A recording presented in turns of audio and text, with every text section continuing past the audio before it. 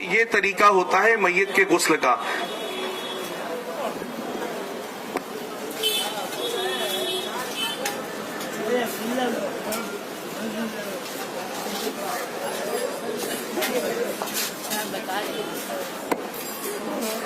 یہ ہمارے عبداللہ بھائی ہیں، یہ یہاں پر لیٹے ہوئے ہیں۔ الحمدللہ تعالیٰ آپ دعا کریں کہ ان کے عمر میں برکتیں عطا فرمائے، صحت عطا فرمائے، عمر درازی بالخیر عطا فرمائے۔ یہ ہم کو سکھانے کے لیے یہاں پر لیٹے تاکہ ان کے ذریعے ہم سیکھیں۔ اب میت کو جب ہم غسل دیتے ہیں تو سب سے پہلے کیا کیا جاتا ہے؟ ایک تو پہلے ہم گھبراتے بہت ہیں کہ غسل دینے کیسے جائیں، ہمیں دعا نہیں آتی اور ہمیں فلاں کام نہیں آتا، ہمیں دعا پانی ڈالتے وقت کیا پڑھنی چاہیے، اور اگر بتی جب سلگائی جاتی ہے لبان کیا جاتا ہے تو کیا کرنا چاہیے۔ تو یاد رکھیں کہ میت کے غسل میں ایک ہی فرض ہے۔ کتنا فرض ہے؟ کتنا فرض ہے؟ ایک فرض ہے۔ میری گزارش ہے تھوڑا کرسیوں پہ آ جائیں گے تو اچھا رہے گا۔ جتنے بھلے آپ 10 منٹ کھڑے ہیں چلے گا، ہمیں آپ سے کوئی پرابلم نہیں، آپ 10 منٹ بیٹھے پھر چلے جائیں، راستہ بلاک نہیں ہوگا۔ تو کتنا فرض ہے میت کے غسل میں؟ ایک فرض ہے۔ وہ فرض کیا ہے کہ پورے میت کے جسم سے پانی کا بہہ جانا، پورے میت کے جسم سے پانی کا بہہ جانا۔ تو میرے پیارے آقا صلی اللہ علیہ وسلم کے پیارے دیوانوں، تو جب میت کو غسل، ایک تو پہلے جب کسی کا انتقال ہو جائے، ہم جب وہاں پہنچے ہیں تو ہمیں کرنا یہ چاہیے، بہت سارے لوگ ہاتھوں کو میت کے اس طریقے سے سینے پہ رکھ دیتے ہیں، تو یہ غلط طریقہ ہے، بلکہ سائیڈ میں رکھ دیں، یا تو جیسے نماز پڑھا جاتا ہے اس طریقے سے ہاتھ کو باندھیں، لیکن کنارے ہم چھوڑ دیں ہاتھ کو، اور چہرے کو ہم دائیں طرف ہلکا سا، دائیں طرف تھوڑا سا موڑ دیں۔ اس لیے قبر میں لٹانے کے بعد میت کا چہرہ قبلہ رخ گھمایا جاتا ہے، اور چونکہ مرنے کے بعد جسم میں تھوڑی اکڑ آ جاتی ہے، اکڑ جاتا ہے بدن، تو چہرہ قبلہ رخ ہو نہیں پاتا ہے۔ تو پہلے ہی ہم جب انتقال ہوا تو چہرہ ہلکا سا قبلہ رخ کر دیں تاکہ قبر میں لٹائیں تو میت کا چہرہ پہلے سے ہی قبلہ رخ رہے۔ اب میت کی جب غسل کی تیاری کرتے ہیں تو سب سے پہلے اگربتی آپ نے دیکھا ہوگا یا لبان اس جگہ پہ سلگائی جاتی ہے اور خوشبو پھیلائی جاتی ہے۔ تو اس کی وجہ یہ ہے کہ کبھی کبھی میت کے انتقال کے بعد، کسی کے انتقال کے بعد جسم کے اندر جو ہے اعضاء بدن کے خراب ہونا شروع ہوتے ہیں۔ اگر کوئی پہلے سے کوئی بیماری میں ملوث ہے تو اس کے جسم سے کبھی پانی بہتا ہے، کبھی اعضاء خراب ہوتے ہیں، تو مہک سی آتی ہے، بدبو سی، تو وہاں پہ ماحول خراب نہ ہو اور کوئی چڑ سی محسوس نہ کرے، اس لیے پہلے سے ہی خوشبو پھیلا دی جاتی ہے تاکہ اس انوائرمنٹ میں، اس ایٹموسفیئر میں ہم آرام سے میت کو غسل دے سکیں۔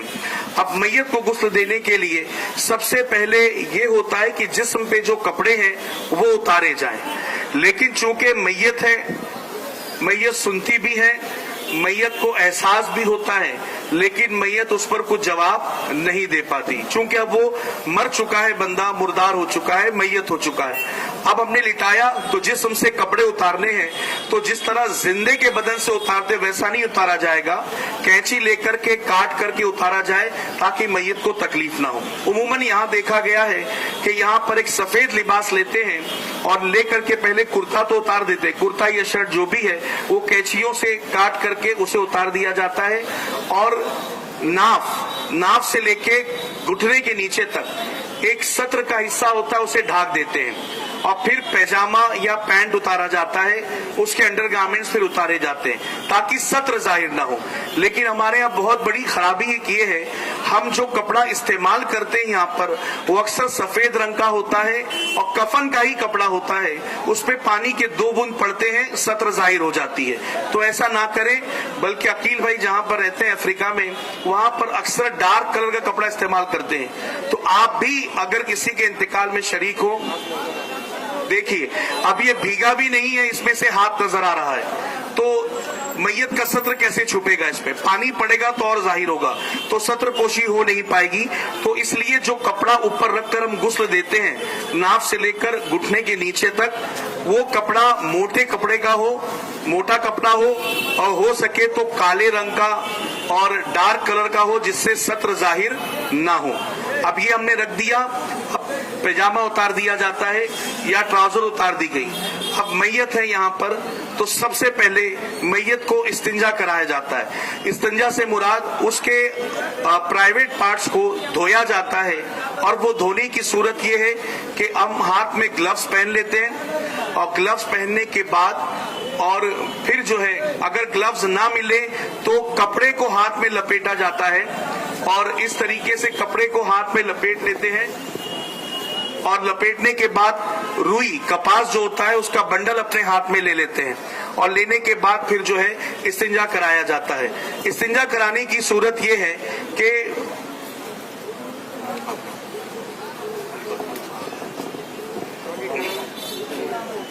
ऐसे इस तरीके से चादर को उठाते हैं, और जो शर्मगाह की जगह होती है, कभी कभी इंतकाल के वक्त जो है गलाजत जिस्म से निकलती है तो उसे साफ किया जाता है, हाथ अंदर डाल करके कपड़े के, ठीक है, लेकिन उसके अंदर झांक करके साफ नहीं करना, देखना नहीं है ना। और फिर वो कपास जो उसे किनारे एक थैली में डाल देना है, अब फिर वापस दूसरा लेना है, गीला करना है उसे, और फिर साफ करना है। इस तरीके से आगे और पीछे की शर्मगाह दोनों को हम साफ कर दे। इस्तिंजा हमने दे दिया।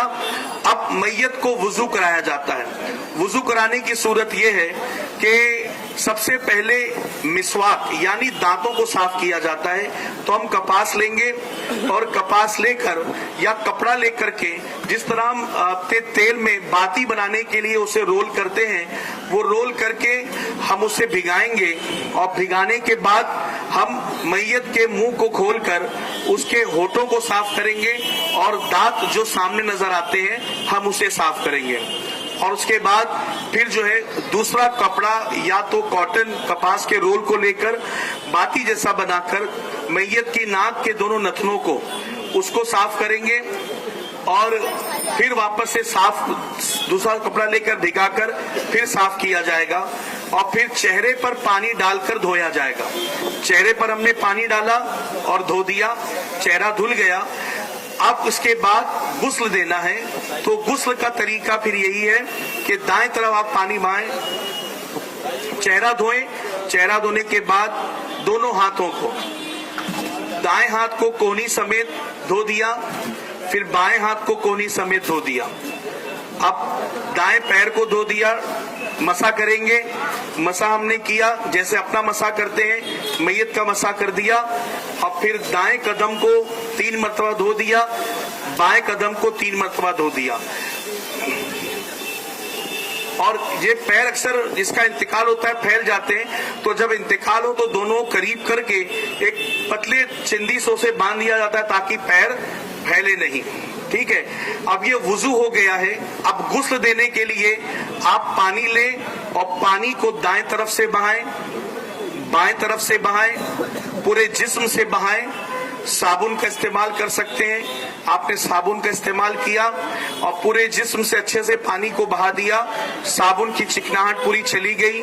और उसके बाद दाएं करवट उसे घुमा करके, अब ये आदमी जिंदा है, भले आंख बंद है, जिंदा है, लेकिन आसानी है। लेकिन मैयत को टर्न करने के लिए 2 से 3 लोगों की जरूरत पड़ती है। अब साबुन लगाया हमने, फिर पानी को प्रेशर से नीचे साफ किया तो ताकि साबुन की चिकनाहट चली जाए। फिर बाएं तरफ करवट ली जाएगी और इस तरफ साबुन लगाकर पानी को प्रेशर से डाला जाएगा ताकि साबुन की चिकनाहट चली जाए। और इसे शर्मगाह को छुपा कर रखा जाए ताकि सत्र जाहिर ना हो मैयत की। अब इस तरीके से हमने पूरा मुकम्मल गुस्ल दे दिया है। गुस्ल पूरा मुकम्मल मैयत का हो चुका है। कपड़ा भीगा था, अब सूखा कपड़ा लेकर के उसके ऊपर हम डाल सकते हैं, इस कपड़े को किनारे कर सकते हैं। अब ये मैयत का गुस्ल हो चुका है। अगर आपको इन बातों में से कुछ समझ में नहीं आई बातें, उम्मीद तो रखता हूं कि आई है। अगर आप कहीं आप कंफ्यूज हो गए कि पहले मैं क्या कराऊं, पहले हाथ धुलाऊं, पैर धुलाऊं, पहले क्या करूं, तो आप पूरी मैयत के जिस्म से पानी को बहा देंगे, गुस्ल हो जाएगा इंशाल्लाह, गुस्ल हो जाएगा इंशाल्लाह। तो बातें समझ में आ रही कि नहीं आ रही? आ रही है ना। अब मैयत जब गुस्ल मुकम्मल हो गया, अब मुकम्मल होने के बाद अब क्या करना है, मैयत को उठाया जाता है और उठाकर इस तरीके से हल्का सा पेट दबाया जाता है कि अगर गलाजत कुछ और रास्ते में है तो बाहर आ जाए, वरना कफन वगैरह खराब ना हो जाए। 2 मरतबा किया और फिर तीसरी मरतबा किया, ये 3 मरतबा हो गया। और फिर इस्तिंजे की जगह पर पानी डाल दें, कपड़ा इस तरीके से लपेट के, ग्लव्स लेकर के कपड़ा रुई में लेकर के भिगा कर देखें, अगर गलाजत है तो ठीक है, अगर कपड़े में नजर नहीं आती यूं ही पानी मार दे। अब मैयत का गुस्ल मुकम्मल हो चुका है। अब क्या करना है, मैयत को अब हमें कफन पहनाना है। तो याद रखिए, कफन पहनाने के लिए जो है कफन अच्छी क्वालिटी का हम देना चाहिए हमें, वरना होता ये है कि इस्तेताब तो अच्छे कपड़े लाने की है, लेकिन फिर कब्रिस्तान से वही कपड़ा लेकर के आते हैं कि जिसको खोलो तो उसका चूना निकलता चला जाता है। तो ऐसा ना करें, अच्छी क्वालिटी का कफन दे अपने मैयत को, अपने घर वालों को, रिश्तेदारों को। अब ये कफन देने की सूरत ये है कि मर्द के लिए सुन्नत कफन कितना है, 3 है। कितना है? कितना है? 3 है। क्या क्या है उसमें? एक तो लिहाफ है, जिसको लिफाफा भी कहा जाता है, जो सबसे पहले बिछाया जाता है। दूसरा तहबंद है, जिसको इजार भी कहा जाता है। और तीसरा कमीज है। ये 3 कफन मर्दों के लिए है और सुन्नत ये 3 कफन है। अगर कई हालतें मजबूरी ऐसी है कि उसे कुछ ना मिला तो एक कपड़ा पूरे बदन को लपेट देते हैं, वो एक कफन वो भी होता है।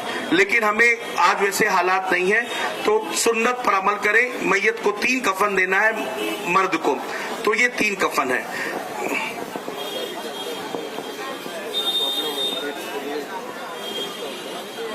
कभी कभी किसी के जिस्म में ऐसा होता है कि हवा भरती है, पेट फूलता है, तो अक्सर कानों में, नाक में कपास लगा दिया ताकि अंदर हवा ना जाए, और पेट पर कोई चीज कपड़ा चौड़ा बांध दिया जाता है। तो उसकी भी इजाजत है कि अगर कुछ परेशानी, पेट फूल रहा है तो कपड़ा बांध दें, और क्या कुछ चीज वजन चीज रखी जाती है ताकि अंदर हवा ना भर पाए, तो वो भी करने की इजाजत है। और आंख खुली हो, जब इंतकाल होता है तो आंख खुली रहती है, क्योंकि फरमाया गया कि रूह इस तरफ से जाती है, सर के तरफ से। तो मैयत अपनी रूह को, मुर्दा देखता है जाते हुए इंसान, और उसकी आंखें खुली रह जाती हैं। तो उसे बंद करे दुआ पढ़ते हुए, बिस्मिल्लाहि अला मिल्लति रसूलिल्लाह सल्लल्लाहु तआला अलैहि वसल्लम। अब इस तरीके से मैयत को हमने गुस्ल दे दिया। वक्त बहुत कम है, कफन बिछा करके आपको बताया जाएगा कफन क्या क्या होता है, कैसे होता है। हाँ।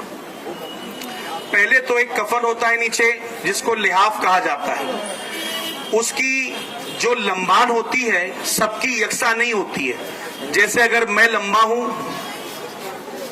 ये आपको दिखाने के लिए हमने एक कपड़ा लिया है, वरना ये ना सोचे हमको तो कह रहे थे कि अच्छा कफन दो और ये तो सस्ता लेकर के आए। तो ना यहाँ पर मैयत है और ना ये कफन है, हम सिर्फ आपको सिखाने के लिए इसे बनाए हैं। तो ये कपड़ा हल्का है, आप अच्छी क्वालिटी का कफन इस्तेमाल करें। कफन जो हम नीचे लिहाफ बिछाया जाता है, जिसको लिफाफा भी कहते हैं, उसको जो है उसकी लंबान, जिसका इंतकाल हो गया है, उससे थोड़ी बड़ी होनी चाहिए, ताकि उसके सर पर बांध दिया जाए और पैरों के तरफ बांध दिया जाए। और याद रखिए उसकी चौड़ान ऐसी होनी चाहिए कि कम से कम उसके जिस्म का हिस्सा जो है, उसकी चौड़ान जो है हम लपेटे तो मैयत पूरी तरीके से इस तरीके से अंदर लपट जाए, ओवरलैप हो जाए, एक के ऊपर एक चढ़ जाए। और अगर छोटा है तो उसमें और कपड़ों का जोड़ लगाकर उसे हम चौड़ा कर सकते हैं। अब इसमें बहुत सारे होता है मामला कि घर की औरतें बोलती है नहीं मशीन से सी नहीं सकते, सिर्फ हाथ से ही सीना है। तो ऐसा कुछ नहीं, आप मशीन से भी सीकर इसकी चौड़ान बढ़ा सकते हैं। तो पहले उस लिफाफे को बिछाया जाएगा और उसके बाद तहबंद बिछेगी। एक बहुत बड़ी हम जो है हमारे अंदर कमी है कि हम तहबंद जो है वो मैयत की कमर से लेकर के घुटने तक का रखते हैं, लेकिन ये गलत है। बाहरी शरीयत में मैयत की तहबंद का साइज बताया गया है सर की चोटी से लेकर पैर तक, اسے تہبند کہا جاتا ہے. اس میں خلاصہ بھی یہ کہا جاتا ہے تہبند, لیکن حقیقت میں وہ اسے ریپ کیا لپیٹا ہی جاتا ہے لفافے کی طرح, تو اسے تہبند کہتے ہیں. اب کہیں پر بھی انتقال میں ہم جائیں, اگر غسل دینے والا وہ کفن کاٹ رہا اسے کہہ دیں کہ تہبند جو ہے کمر سے لے کر ٹخنے تک نہیں, بلکہ سر سے لے کر کے پیر کی چوٹی تک, پیر کی ایڑی تک, یہ سائز تہبند کا ہونا چاہیے. اور لوگ کیا کرتے ہیں, اس کے پہلے قمیض بچھاتے ہیں اور پھر تہبند بچھاتے ہیں, جو غلط ہے. بلکہ پہلے ہمیں تہبند بچھانا ہے اور اس کے اوپر قمیض بچھانا ہے. پھر جب میت کو پہنائیں گے تو پہلے قمیص آئے گی اور پھر تہبند لپیٹیں گے اور پھر لفافہ لپیٹا جائے گا. اور اس طریقے سے کفن کی قمیص کی سائز ہونی چاہیے کہ جو لمبان آگے ہے, یعنی میت کے گھٹنے کے نیچے تک, اتنی ہی پیچھے ہونی چاہیے. ابھی اس میں ہم نے بہت شارٹ کیا ہے پیچھے کا حصہ, ہاں وہ مت دیکھیں آپ. ہمیں یہ دیکھنا ہے کہ آگے سے بھی جس طرح لمبا ہے پیچھے سے بھی اتنا ہی لمبا قمیص کا سائز ہونا چاہیے. اب اس کو ہم نے بچھا دیا.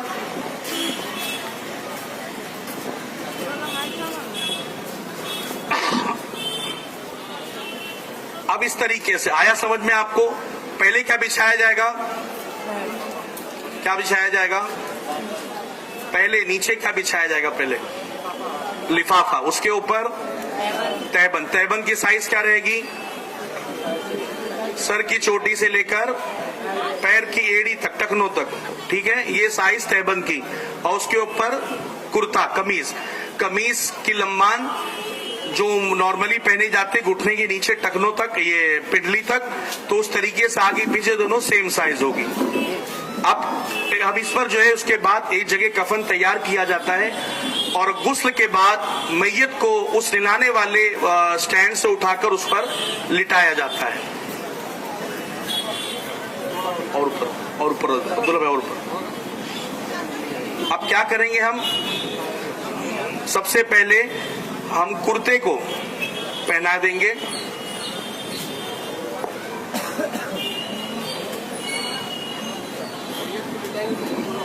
میت کو ہم نے نلایا ہے تو اس کے اوپر ایک کپڑا پڑا ہوا ہوتا ہے جو اس کے صدر کو چھپاتا ہے. اب ہم نے اسے لٹایا, کپڑا ہٹائیں گے نہیں, پہلے کرتا پہنا دیا جائے گا. کرتا پہنانے کے بعد جب اس کا جسم کور ہو گیا, پھر اس طریقے سے ہم جو ہے اس کپڑے کو ہٹا دیں گے. اب یہ ہو گیا. اب اس کے بعد کیا کرنا ہے, کافور ہوتا ہے جس کو کیمفر بھی کہتے ہیں, اس کو گھٹنوں میں اور ہاتھوں میں, کونیوں میں, جسم پہ جو ہے اچھے طریقے سے لگا دیں. ایون جب غسل دیا جاتا ہے تو غسل کا آخری پانی جو ہے ہم گرم کرتے اس میں بھی کافور ڈال کر کے غسل دے دیں.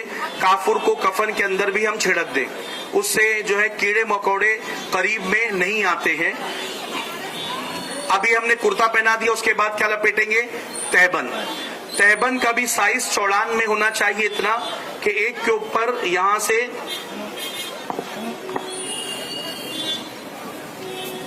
ایسا, یہ سر سے لے کر کے پیر تک ہوتا ہے, ٹھیک ہے, یہ چھوٹا ہے لیکن سر سے لے کر پیر تک, اور یہ چوڑان ایسی کہ اوپر ایک چڑھ جائے. ہم عموماً کپڑا اس میں جو ہے بائیں طرف ہمیں موڑنا ہے اور پھر دائیں طرف موڑنا ہے. دایاں لیفٹ کے بائیں کے اوپر آئے گا کپڑا. اس کو لپیٹ دیا. اب لفافہ آخری کفن کا حصہ, اس کو پہلے بایاں حصہ لپیٹنا ہے اور پھر دایاں حصہ ہم نے لپیٹ دیا. اب دیکھیں یہاں اتنا چھوٹا ہے, کیوں, تاکہ اس کو ایک باندھ دیا جائے. وہ کونے باندھ دیا گیا, درمیان میں ایک چندی سے اس کی چندی نکال کر سائڈ میں باندھ دیا جاتا ہے, ٹھیک ہے. یہ کفن کا مکمل طریقہ ہو گیا. باندھنے کے بعد یہ تھوڑا کھول دیا جاتا ہے تاکہ گھر والے آخری زیارت کر لیں. لیکن ہوتا یہ ہے کہ عورتوں کا بھی جنازہ ہے تو غیر مرد اس کی زیارت کے لیے آتے ہیں, مردوں کا جنازہ ہے تو غیر عورتیں آتی زیارت کے لیے. تو خدارا ایسا نہ کریں. اب یہ سلسلہ مکمل ہو چکا ہے کفن کا. اب آپ مجھے بتائیے, کیا یہ بہت مشکل کام ہے, کیا یہ بہت مشکل کام ہے؟ نہیں. تو ہم پیچھے کیوں ہٹتے ہیں؟ ایک مرتبہ مجھے سینٹا کروز سے فون آیا کہ عبد القدیر بھائی آپ آ سکتے ہیں. میں نے کہا کیوں؟ بولے یہاں پہ غسل دینے والا کوئی نہیں. میں نے کہا قریب کی مساجد میں دیکھو. بولے ایک مسجد ہے اور وہاں کے بانگی صاحب کہیں باہر گئے ہوئے. تو حیرت کی بات ہوئی اتنے بڑے گولی بار والے علاقے میں جہاں آبادی اتنی مسلمانوں کی ہے اس میں کوئی ایک بندہ ایسا نہ تھا جو میت کو غسل دے سکے. تو میرے پیارے آقا کے پیارے دیوانوں اس چیز کا خیال رکھیں اور یاد رکھیں غسل ضروری ہے. اگر غسل نہیں دیا گیا تو نماز جنازہ بھی نہیں ہوگی، نماز جنازہ بھی نہیں ہوگی. اس لیے غسل دینا نہایت ہی ضروری ہے. یہ بہت ہی مختصر میں آپ کو آج یہاں بتا دیا گیا. انشاءاللہ پھر کبھی موقع ملے گا تو ہم جو ہے حلقوں میں یا پھر مولا علی درگاہ مسجد کے نیچے صحن میں اچھے طریقے سے برابر سائز کا کفن لے کر انشاءاللہ آپ کو بتایا جائے کس طریقے سے جو ہے کفن پہنایا جاتا ہے. اور اس طریقے سے اس میں شریک ہونا، جنازے میں شریک ہونا، اللہ تعالیٰ جب تک بندہ جنازے میں شریک ہوتا ہے تو ہر قدم کے بدلے اللہ تعالیٰ گناہوں کو معاف فرماتا ہے. بندہ 40 قدم چلتا ہے اسے گناہوں کو معاف فرماتا ہے، 40 سال کے گناہوں کو معاف فرماتا ہے. اور فرمایا گیا گناہ کبیرہ کو بھی خدا اس عمل کے صدقے معاف فرماتا ہے. اور جب جنازے کو ہم لے کر جاتے ہیں قبرستان میں نماز جنازہ کے لیے تو نماز جنازہ کے وقت اکثر شور مچتا ہے. کتنی صفیں ہوئی؟ 7 ہو گئی، 15 کر دو. 7 ہوئی، 8 ہوئی، نہیں تھوڑے جن پیچھے جاؤ، 9 کر دو. ہمارے شریعت میں فرمایا گیا کسی کی نماز جنازہ میں اگر 3 صفیں بن گئی اللہ تعالیٰ اس بندے کی مغفرت فرماتا ہے. تو لہٰذا اب وہاں پر نماز جنازہ ادا کریں. ادا کرنے کے بعد میت کو جب دفنایا جاتا ہے، دفناتے وقت جو ہے اس میں عہد نامہ شجرہ وغیرہ رکھا جاتا ہے، وہ رکھے. اور جب میت میں برگا لگایا جاتا ہے، چٹائی لگائی جاتی ہے اور جو مٹی ڈالتے ہیں دعا پڑھتے ہوئے ڈالے، منہا خلقناکم وفیہا نعیدکم ومنہا نخرجکم تارۃ اخری. اور فرمایا گیا اتنے دیر وہاں پر کھڑے رہے جتنے دیر تک ایک اونٹ کے جانور کو، اونٹ کو ذبح کر کے اس کے گوشت کو تقسیم کرنے میں جتنا وقت لگتا ہے اتنے دیر ہمیں وہاں پر کھڑے رہ کر ذکر و اذکار کرنا چاہیے. قبر میں جب لٹایا جاتا ہے تو اکثر کل کی مٹی جمع کی جاتی ہے تو اس کا تکیہ بنا دیا جاتا ہے تاکہ اس کے کل کے فیوز و برکات ملے. اور پھر اور مٹی لے کر کے نیچے رکھا تاکہ دائیں طرف جو ہے چہرہ جو ہے میت کا رہے دائیں طرف، اور آقا علیہ الصلوۃ والسلام کی زیارت نصیب ہو تو بندہ ادب کے ساتھ حضور کی بارگاہ میں پیش ہو سکے.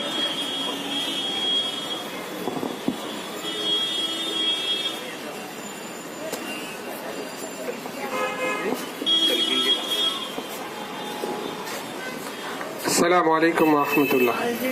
بہت ہی معلوماتی چیزیں ہم لوگ سیکھ رہے ہیں، لیکن میں پھر بھی کہوں گا کہ اور ڈیٹیل میں ہمیں سیکھنے کی ضرورت ہے.